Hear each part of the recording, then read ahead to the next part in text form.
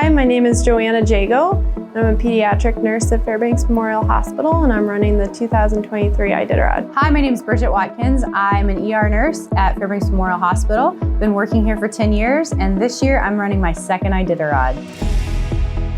Live here in Fairbanks. I grew up here, moved here from Arkansas when I was about 6 years old, and quickly got into dog mushing and dog mushed my whole life as a kid, and so from the age of 6 on, I've kind of had a dog team. And I've been here at FMH now for 10 years, and so started in the ER and kind of worked everything from a floor nurse in the ER to a manager to the educator, and now I'm back to part-time, enjoying my days off with my dog team as an ER nurse. Born and raised in Fairbanks.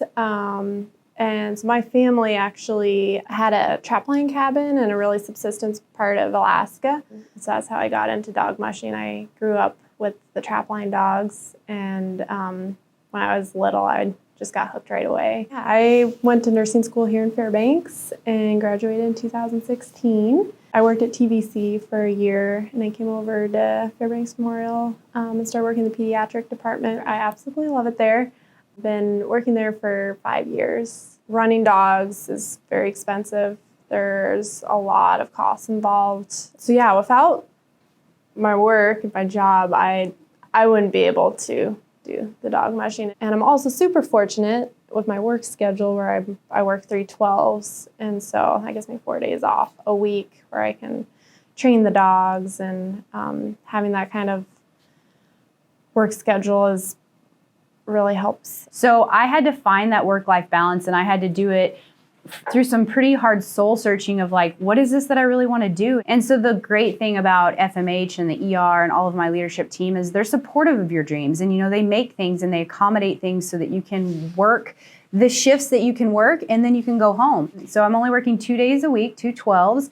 And then the rest of the time, I'm preparing or running dogs or taking kids to hockey or basketball or whatever practices they are, Well, as an ER nurse, we're doing a lot of the same things out on the trail. So it's a lot of triage and problem solving and a lot of unknown. And we may not know what's going to be around the next bend, but we know together we're going to be able to do it. It's very similar. And then, unfortunately, we've been involved in a few life or death situations, and where my true ER nursing ability has literally saved my life, saved my dog's life, and other humans' lives out on the trail. Yeah, as a nurse, there can be emergencies that pop up, and you have to be ready at any moment. As a pediatric nurse, we'll get called down to the ER if there's a pediatric trauma or code that comes into the ER. You can't panic. You just have to stay calm and just take one step at a time. Panicking is not going to get you anywhere. So I think those two skills, I've learned that from nursing and I've learned that from mushing. They've helped each other. When I ran 2 years ago, it was a little bit different of a race. It was the year of COVID, so we had to be a lot more self-sufficient than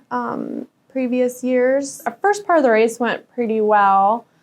And then about halfway through, I had quite a few dogs get a pretty bad GI sickness. So in Nikolai, on the way back, we took an extra rest. And I honestly, at that point, had considered scratching from the race.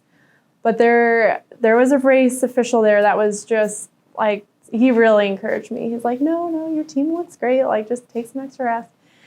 And so, yes, I took quite a bit of extra rest there. And that was kind of our reset button. And we continued down the trail, and it was really awesome to watch. The dogs got stronger with each run. We were attacked by a moose out on a trail on a training run, which was 4 weeks before Iditarod. I had 16 dogs with me, and all of them were injured. I had 3 critically injured, and 1 ultimately died from the injuries. This year feels a little different because last year I was just so focused on all the things that tried to take us out from even getting to the starting line. All year I focused on, I was like, I just have to make it to the starting line, right? The mistake I think I made is I never thought of the finish line. And so this year is very different for me, and I'm focused on that finish line. I say I have more confidence, but I definitely have nerves as well. I think half of the trail for this year's race will be trail that I've never been on before, including the coast, which can throw all kinds of nasty weather your way. Just to focus on one checkpoint at a time. That's advice I was given years ago, which I think is really important when you're doing something so long, is just focusing, breaking it up. so it doesn't seem as big. And no matter what's thrown in front of you, if it's something that you want, you've got to go for it. You've got to work really freaking hard. It's never going to be easy. And so just knowing that I've overcome that is going to be a special moment. And then I think my children are my firm rock there because they watch everything that we do, right? And that's what I'm on earth to do, is be their mother. And so, they've seen all these things that I've overcome. And if anything I can instill in them is that you don't give up, you don't quit. Like, even if you fail the first time, let that failure fuel you. That's what your fuel has to be to get you down the trail. And so when they see me under that finish line, that's what it's about. It's about not quitting what you started.